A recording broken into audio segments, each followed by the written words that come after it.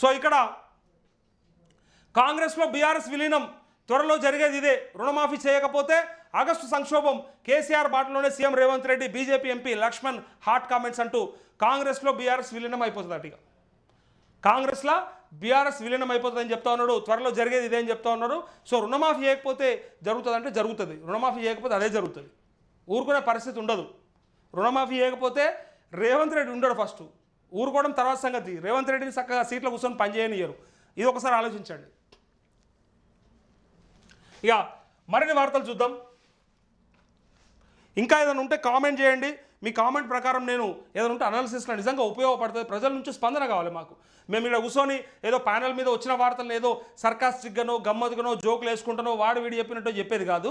నిజంగా మీ సమస్యలు ఉంటే మీ లోకల్ సమస్యలు కూడా చెప్పండి. అన్న మీరు అంతమంది చూస్తూ ఉన్నారు, వందలాది మంది చూస్తున్న లైవ్లో ఒకసారి మీ లోకల్ ఇష్యూస్ కూడా చెప్పండి. మీ సర్పంచ్ మొన్నటిదాకా ఎట్లా పనిచేసిండు, మీ ఎంపీటీసీ ఏం చేస్తలేడు, మీ జెడ్పీటీసీ వల్ల మీకు వస్తున్న సమస్యలు ఏంటి, ఆ స్థానిక నాయకుల దోపిడీ ఏంటిది, ఆ దొంగలు ఆ సన్నాసుల గురించి మనం మాట్లాడుకుందాం. మిమ్మల్ని మీ ఇంటి ముందర రోడ్ ఎందుకు వేయలేదు, మీ డ్రైనేజ్ ఎందుకు చక్కగా సాపలేదు, ఎవడాడు పనిచేయనుడు, స్థానిక సమస్యలను కూడా నేను బయటికి తీసుకొస్తా, అవసరమైతే రిపోర్టింగ్ చేస్తా. ఇక్కడ నుంచి కూడా మీ సమస్యను నేను బయటికి చెప్తా. మీరు ఎక్కడికి పోవాల్సిన అవసరం లేదు. ఎవరి దగ్గరకు పోకూరి, ఏ అధికారి దగ్గరకు పోకూరి, ఎవరి బదిలాడకూరి. మొన్న వడ్లు కొంటలేరని కాలు మొక్కుతుంది ఒక ఆమె. ఎవ్వడు అవసరం లేదు. ఒక్కసారి నాకు ఇక్కడ కామెంట్ చెప్పండి, లేదంటే నాకు లైవ్లో నాతో మాట్లాడండి. నేను చెప్తా, మీ గొంతుగా నేను మాట్లాడతా, నేను ఇస్తా మీ వాయిస్. ఇక్కడ నుంచి నేను అడుగుతా. వాడు ఎవడన్నా కానీ, ఏ నాయకుడు అన్నా కానీ, ఏ అధికారి అన్నా కానీ, మనకు కావాల్సింది పని గంతే. మనం ఓట్లేసి గెలిపించుకుంటున్నాం ఆ సన్నాసులని. వాళ్ళు మనకు పని చేయాలి. అధికారులకు మనం జీతాలు ఇస్తున్నాం మన పనులు కట్టి, వాడు మనకు పని చేయాలి. పని చేయకుండా దొంగ మాటలు చెప్తే వాళ్ళని ఎండగట్టడానికి నీకు ఈ వేదిక అవకాశం ఇస్తుంది. వాహిని టీవీ మీరు రావచ్చు, నాతో మాట్లాడచ్చు, నాతో మాట్లాడించవచ్చు, నన్ను పిలవచ్చు. నేను వస్తాను మీ దగ్గరికి. మీ సమస్యలు నాకు చెప్పండి. అది రాష్ట్ర వ్యాప్తంగా ఉండే సమస్యనే కాదు, దేశవ్యాప్త సమస్యనే కాదు. నీ గ్రామం గురించి కూడా చెప్పు. నీ గ్రామంలో ఎందుకు రోడ్లు పడలేదు గత ప్రభుత్వంలో, నీ గ్రామంలో ఎందుకు సమస్యలు అట్నే ఉన్నాయి, తాగునీరు ఎందుకు వస్తలేదు, సాగునీరు ఎందుకు వస్తలేదు, కాళేశ్వరం ద్వారా వేలాది లక్షలాది ఎకరాలకు ఇస్తున్నటువంటి సాగునీరు అని చెప్పి కేసీఆర్ చెప్పినాక మరి నీకెందుకు రాదు నీ ఊరికి?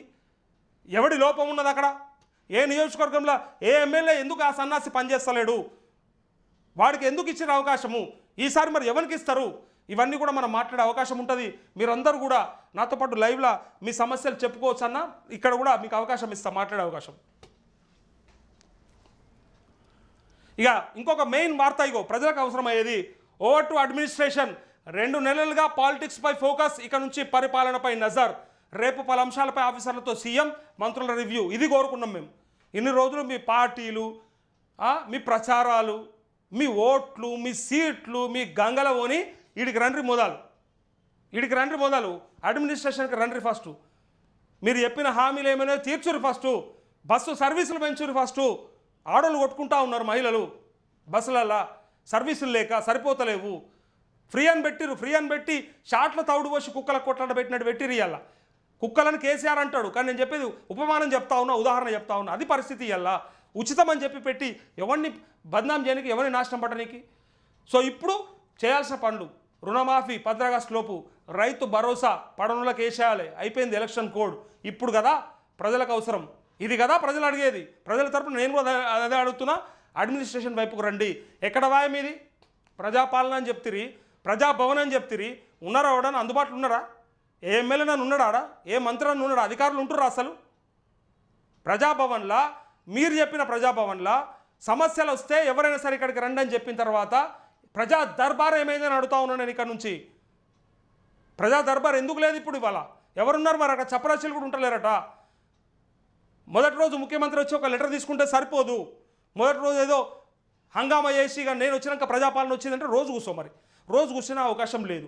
మంత్రులను కూర్చోమను, మంత్రులు కూర్చునే అవకాశం లేదు. ఎమ్మెల్యేలను కూర్చోమని ఆ నియోజకవర్గంలో. ఆ ఎమ్మెల్యేలు కూర్చుంటే కరెక్ట్ కాదనుకుంటే అధికారులను కూర్చోబెట్టు నువ్వు ప్రతి డిపార్ట్మెంట్ నుంచి. సమస్యలు ఎందుకు తీరో చెప్తా నేను. సగం సమస్యలు తీరుతాయి. ఈ సోయి ఉండాలి. రాష్ట్రంలో ముఖ్యమంత్రి దగ్గరికి నా సమస్య పోతుంది అని తెలిస్తే ఆ లోకల్ ఉన్న అధికారి చుచ్చు పోసుకుంటాడు. వానికి భయం అవుతుంది. వాడు పని చేయకపోతే వీడు ఎక్కడ ప్రజాభవన్ పోతాడో, ఎక్కడ రేవంత్ రెడ్డి దగ్గరకు పోతాడో అన్న భయంతో వాడు సగం పని చేస్తాడు. సగం సమస్యలు తీరేది దానివల్లనే. పూర్తిగా ముఖ్యమంత్రి అన్ని చూడాల్సిన అవసరం లేదు, ఇక్కడ ప్రజా దర్బార్ నిర్వహిస్తుండట అంటేనే భయం వేస్తుంది, ఆడ లోకల్ సమస్యలు తీర్చాలని చెప్పేసి సోయి ఉంటుంది. అదొకసారి ఆలోచించాలి. ఇక 20 వరకు తిహార్ జైల్లోనే కవితకు రిమాండ్ పొడిగింపు, లిక్కర్ స్కామ్ కేసులో రౌస్ రెవెన్యూ కోర్టు ఉత్తర్వులు అంటూ చిప్పకూడు తిని అలవాటు అయిపోయింది. ఉంటుంది ఇక అన్నయ్యగా పందికొక్కు లెక్క అయిపోయింది. ఏం చేస్తుంది?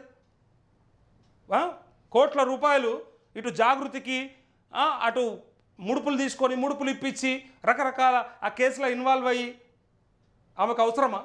కల్వకుంట్ల కుటుంబంలో మొగల్లో లేకుండా ఈ ఆడమో చేయాలి, ఈ మహిళవో చేయాలి. అక్కడ దందా నీతులు చెప్పారు, మేము తప్పు చేయం, మేము నిప్పు పప్పు ఏమైంది అలా, సరే ఓకే, మరి ఎందుకు పోతున్నావు? ఇన్ని రోజులు జైల్లో ఉంటే నీ న్యాయ కోవిదులు ఏమేరు, నీ న్యాయ నిపుణులు ఏమేరు, నీ లీగల్ కమిటీలు ఎక్కడ పోయినాయి?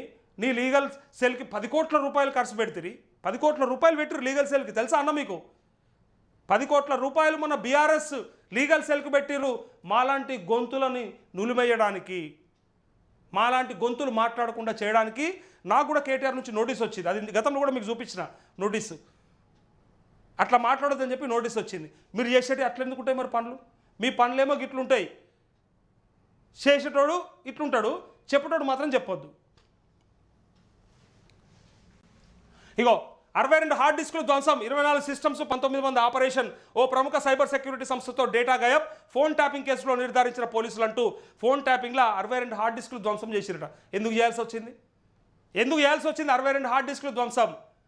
బీఆర్ఎస్ సుప్రీం చెప్తేనే చేసినామని చెప్పారు కదా, అంటే దొంగలు వాళ్ళే ఉన్నారు. 62 హార్డ్ డిస్కులలో ఎన్ని సంసారాలు, ఎన్ని కుటుంబాలు, ఎన్ని ముచ్చట్లు, ఎంతమంది పర్సనల్స్?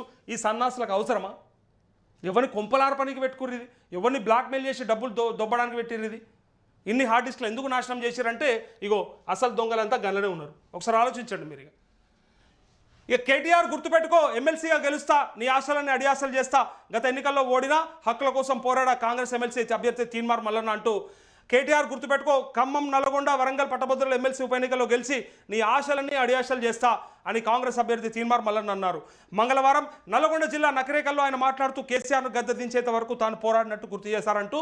ఓకే, తీన్మార్ మల్లన్న కష్టపడ్డాడు, కొట్లాడిండు, అవకాశం కూడా ఇచ్చిరు. కానీ తీన్మార్ మల్లన్నకు తెలియని విషయం ఇంకోటి ఏంటిదంటే, పార్టీలో ఉన్నటువంటి పార్టీ నాయకులే తీన్మార్ మల్లన్న గెలుపును కోరుకోవట్లేదు. బయటకు 100 చెప్తారు, ఈసారి మా మల్లన్న గెలవాలి, మా మల్లన్న ప్రజల పక్షాన కొట్లాడిండు, ప్రజల పక్షాన నిలబడిండు, పోరాటం చేసిండు, 57 కేసులు పెట్టుకొని 100 రోజుల పైగా జైలు ఉన్నాడని చెప్పి నీతులు చెప్తారు. కానీ కాంగ్రెస్ నాయకత్వానికి మింగుడు వడని కొరకరాని కొయ్య ఎవరైనా ఉన్నారంటే తీన్మార్ మల్లన్న. ఎమ్మెల్యే టికెట్ ఇయ్యక, ఎంపీ టికెట్ ఇయ్యక, చివరికి మళ్ళీ సరే తనే 2 సార్లు పోటీ చేసి ఓడిపోయినటువంటి ఎమ్మెల్సీ ఇచ్చి ఏదో ఆయన్ను తృప్తి పెట్టిర్రు. కొట్లాడినవు మల్లన్నా, పోరాటం చేసినవు మల్లన్నా, నీ బతుకంతా పోరాటమే అని చెప్పి మళ్ళీ పోరాటంకు పంపిరు తప్ప